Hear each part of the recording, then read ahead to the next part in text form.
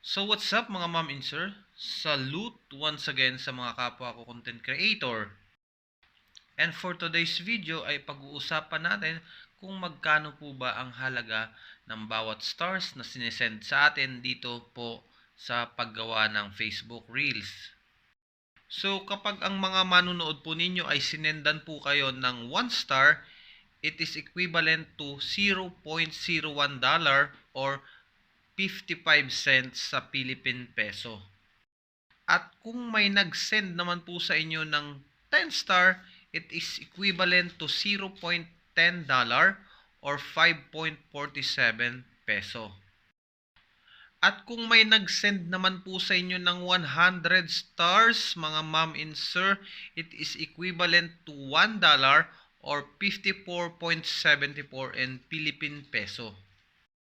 Kapag may nag-send naman po sa inyo ng 1,000 star, it is equivalent to $10 or 547.75 pesos.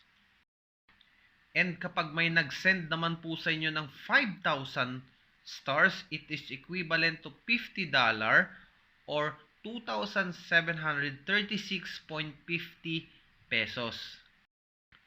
And kapag kayo naman po ay nakaipon ng 10,000 stars, it is equivalent to $100 or 5,473 pesos.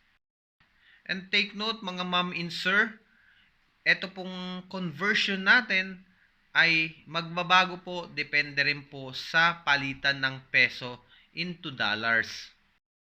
Kaya mga ma'am and sir, yung mga stars po na nakukuha ninyo sa paggawa ng reels ay napakalaking bagay dahil kapag naipon yan, lalaki yan. Kaya ikaw, boss, madam, kung nakakatanggap ka na ng stars from the viewers, ibig sabihin, do your best dahil marami pang magtitiwala sa mga ginagawa mong videos.